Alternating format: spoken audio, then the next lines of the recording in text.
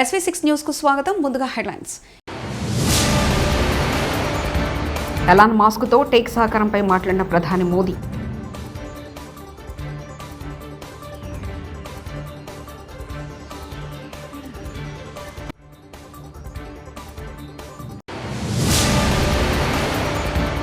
ఎంఐఎంకు ఆ పార్టీలు జీ హుజూర్ అంటున్నారు కిషన్ రెడ్డి.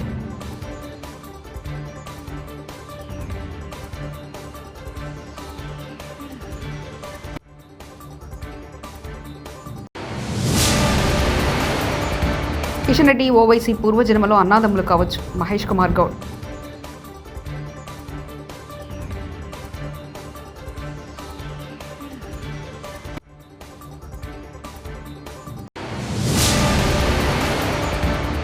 కూటమి ప్రభుత్వంపై దుష్ప్రచారం రఘురామ ఫైర్.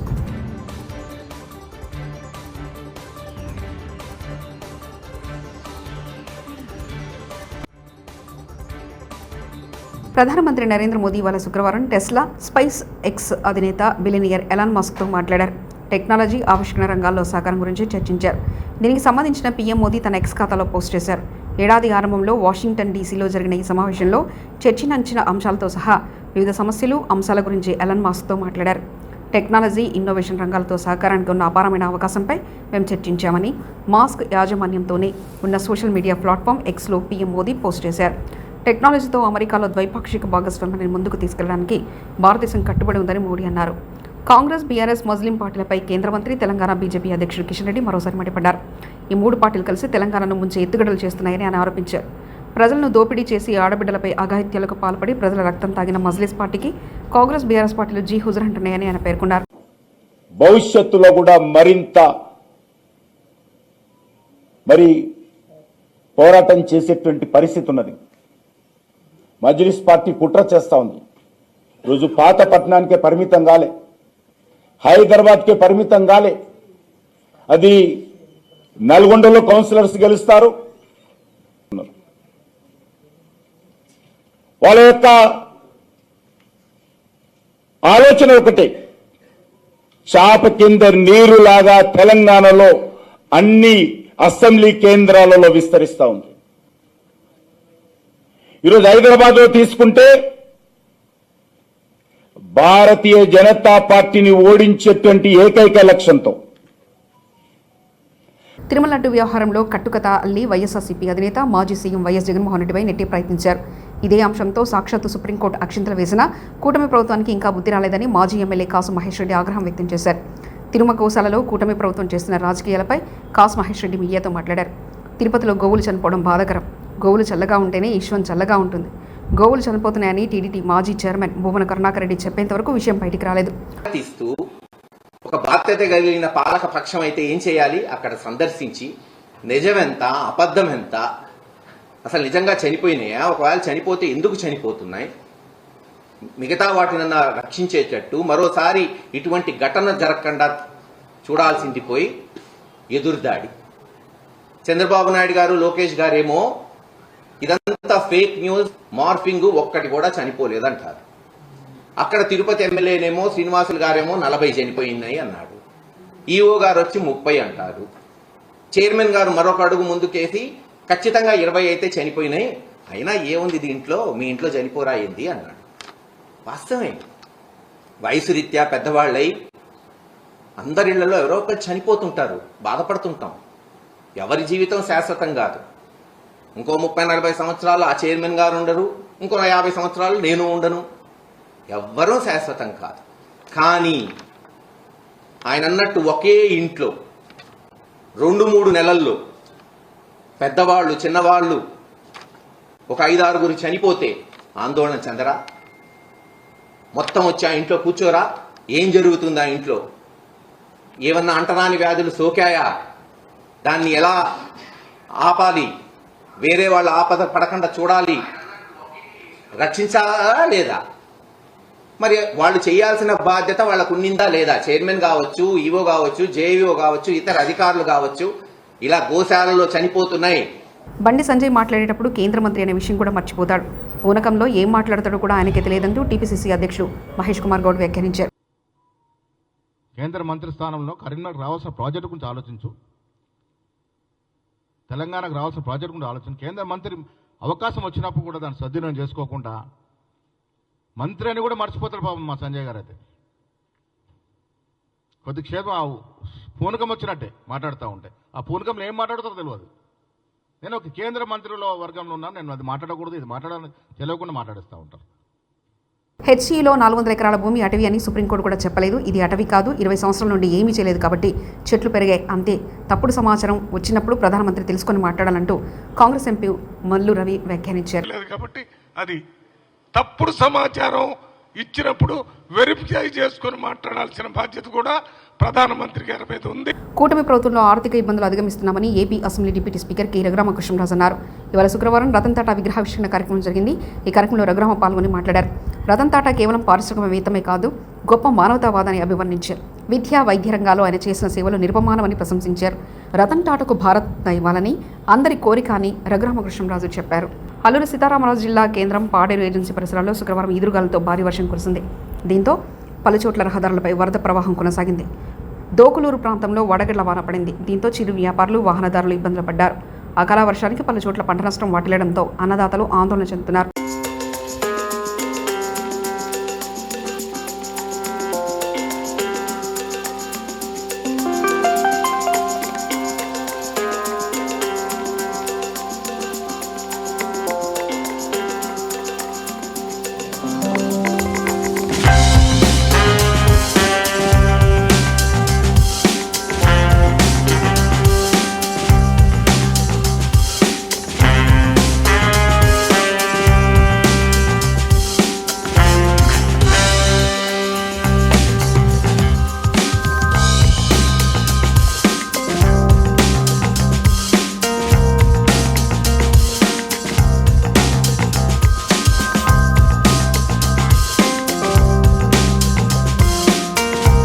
ఆదిలాబాద్ జిల్లా సిరికొండ మండలంలోని వాయుపేట మారుమూల అటవీ ప్రాంతం.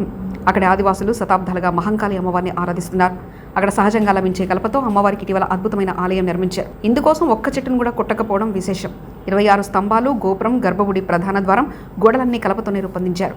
కర్రలన్నిటిపై ఆదివాసి ఆరాధ్య పక్షాదులు, దేవతామూర్తుల చిత్రాలు చెక్కారు. ఇంజనీర్లు ఆధునిక యంత్ర సామాగ్రి లేకుండా స్థానిక వడ్రంగులే అన్నింటినీ తయారు చేశారు.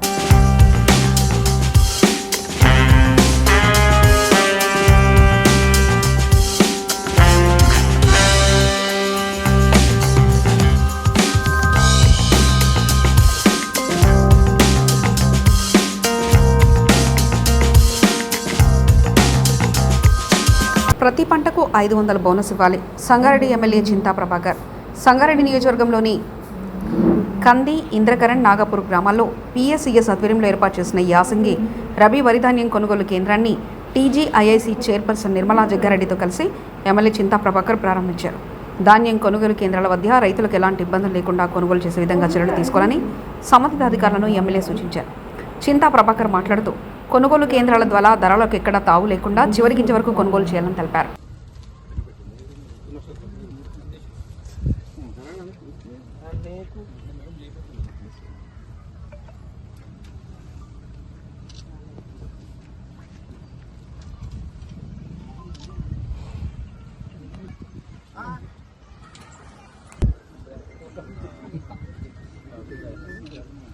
మేడం కొద్దిగా సైడ్ ఉంది.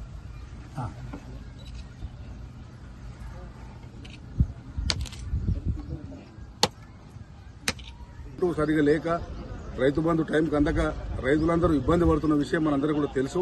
మరి ప్రభుత్వం ఇప్పుడైతే బోనస్ సన్నాలకు అంటారో బోనస్ సన్నాలకు కాదు, అన్ని పంటలకు కూడా బోనస్ 500 రూపాయలు ఇవ్వాలి. మరి వెంటనే గత ప్రభుత్వం ఇచ్చినట్టు వారం లోపల అమౌంట్ కూడా అకౌంట్లో వేసే విధంగా చర్యలు తీసుకోవాలని చెప్పి మేము అధికారులను, అధికార పార్టీ నాయకులను కూడా కోరుతా ఉన్నాం.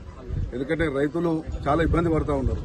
కరెంటు నిన్న కొండపూర్ మండలంలో ఎమ్మెల్యే గారు మేము తిరుగుతుంటే కరెంటు పోయి మేము 4 ఎకరాలు నాటేసినాము, ఎప్పటికి పడినట్టు పడుతుంది పంట అనుకున్నాం, ఎక్కడ పొలం ఎండిపోయింది సార్ అని చెప్పి వాళ్ళు చెప్పడం జరుగుతూ ఉంది. అందుకే కరెంటు సమస్యతోని సమయానికి రైతు బంధు రాక ఇబ్బందులు పడుతున్న రైతులకు ఈసారి సకాలంలో మరి బిల్లులు చెల్లించాలి. అన్ని పంటలకు సన్నలు అని కాకుండా ప్రతి పంటకు కూడా 500 బోనస్ చెల్లించాలని చెప్పి ఈ సందర్భంగా ప్రభుత్వాన్ని డిమాండ్ చేస్తా ఉన్నాం. కంది ఇంద్రకరణ్ గ్రామంలో కొనుగోలు కేంద్రాలు ప్రారంభించుకోవడం జరిగింది. మరి ఈ కార్యక్రమం ప్రభాకర్ రెడ్డి పిఎస్సిఎస్ చైర్మన్, అలాగే నిర్మలా జగ్గారెడ్డి గారు, మా మిత్రులు సిడిసి మాజీ చైర్మన్ బుచ్చిరెడ్డి గారు, గ్రంథాలయ సంస్థ చైర్మన్ నరారెడ్డి గారు, జెడ్పీటీసీ సభ్యుడు మాజీ మా మిత్రుడు కొండలరెడ్డి గారు, మధుసూదన్ రెడ్డి గారు, ప్రభాకర్ గారు, మరి స్థానికంగా ఇందర్కన్ మిత్రులందరికీ, ఈ పిఎస్సిఎస్ పరిధిలో ఉన్నటువంటి రైతులందరికీ హృదయపూర్వకంగా నమస్కరిస్తూ, ఈ కొనుగోలు కేంద్రం ద్వారా మరి దళారీకి ఎక్కడ తాగివ్వకుండా ప్రతి గింజ పండించినటువంటి ప్రతి గింజ మరి ఈరోజు ఈ సెంటర్లో అమ్ముకోవాలని కోరుతూ, మరి ఈ ప్రభుత్వం మరి గన్ని బ్యాగులు కానీ టార్పలిన్స్ కానీ అకాల వర్షం వచ్చి తడిసిపోయిన ధాన్యం కూడా రైతులకు ఇబ్బంది కలగకుండా తీసుకోవాల్సిందిగా కోరుతూ, మరి మీరు ఎన్నికల్లో మీ మేనిఫెస్టోలో పెట్టిన విధంగా అన్ని పంటలకు సంబంధించి 500 రూపాయల బోనస్ ఇస్తామన్నారు. దానికి కట్టుబడి ఉండాలని కోరుతున్నాం. ఇప్పటికే రైతు భరోసా కానీ సకాలంలో ఇవ్వట్లేదు, రుణమాఫీ కూడా సకాలంలో జరగట్లేదు. ఈరోజు రైతులందరూ వాళ్ళ గోస వినిపిస్తూ మరి చాలా ఇబ్బంది పడతా ఉన్నారు. మరి ఇప్పటికైనా ఈ కాంగ్రెస్ ప్రభుత్వం, రేవంత్ రెడ్డి ప్రభుత్వం మరి వాళ్ళకి అందరికీ మీరు ఇచ్చిన మాట నిలబెట్టుకోవాలని కోరుతూ జై తెలంగాణ.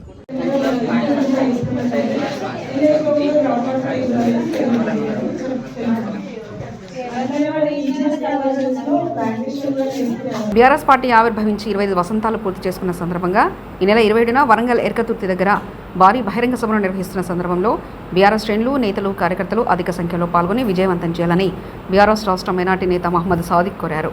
ఈ నేపథ్యంలో బీఆర్ఎస్ పార్టీ తెలంగాణ రాష్ట్రం ఏర్పాటు పుట్టిన ఉద్యమ పార్టీ అని, అలాంటి పార్టీ తమ 25 ఏళ్ల ప్రస్థానంలో అనేక సంఘటనలు చూసి ఉద్యమాలు చేసి ప్రత్యేక తెలంగాణ రాష్ట్రం ఏర్పాటు చేసుకుని 2 పర్యాయాల అధికారంలో ఉండి దేశవ్యాప్తంగా ఎక్కడా లేని విధంగా అనేక సంక్షేమత్వాలను ప్రవేశపెట్టి దేశంలోని నెంబర్ 1 రాష్ట్రంగా ముద్ర వేసుకుని పాలన సాగించిందని సాదిక్ అన్నారు. మాజీ ముఖ్యమంత్రి పెద్దలు గౌరవనీయులు కేసీఆర్ గారి యొక్క నేతృత్వంలో ఈ యొక్క భారీ బహిరంగ సభ జరగబోతుంది. బీఆర్ఎస్ పార్టీ ఏర్పడిన తర్వాత, అలాగే తెలంగాణ స్వరాష్ట్రం ఏర్పడిన తర్వాత బీఆర్ఎస్ పార్టీ 10 సంవత్సరాలు అధికారంలో ఉంది. ఈ 10 సంవత్సరాల కాలంలో భారతదేశంలో ఏ రాష్ట్రంలో లేనటువంటి సంక్షేమ పథకాలను ప్రవేశపెట్టి అన్ని వర్గాల వారికి సంక్షేమ పథకాలు అందించిన ఘనత బీఆర్ఎస్ పార్టీది. ఇది చరిత్ర. అన్ని వర్గాల వారికి, అన్ని కుల మత భేదాలు లేకుండా అన్ని వర్గాల వారికి ఈ యొక్క సంక్షేమ పథకాలు అందించిన ఘనత బీఆర్ఎస్ పార్టీది. ఈ నేపథ్యంలో బీఆర్ఎస్ పార్టీ ఏర్పడి 25 సంవత్సరాల నేపథ్యంలో రజతోత్సవ వేడుకలు భారీ ఎత్తున బహిరంగ సభ జరుగుతుంది. मैं सभी हजरात से अदमन गुजारिश करता हूँ कि बीआरएस पार्टी कायम होकर 25 साल होने वाले हैं. इस 25 साल दौरान ఎలాన్ మాస్క్తో టెక్ సహకారంపై మాట్లాడిన ప్రధాని మోదీ.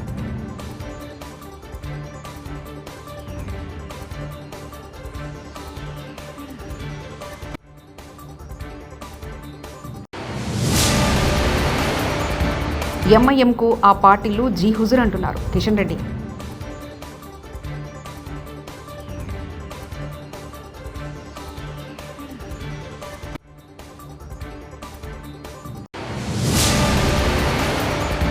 కిషన్ రెడ్డి, ఓవైసీ పూర్వజన్మలో అన్నాదమ్ములు కావచ్చు. మహేష్ కుమార్ గౌడ్.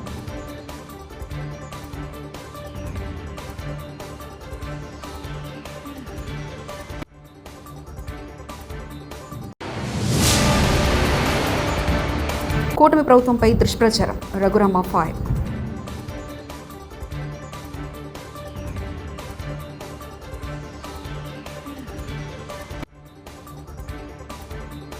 ఇవి బులెటిన్ విశేషాలు. చూస్తూనే ఉండండి SV6 న్యూస్.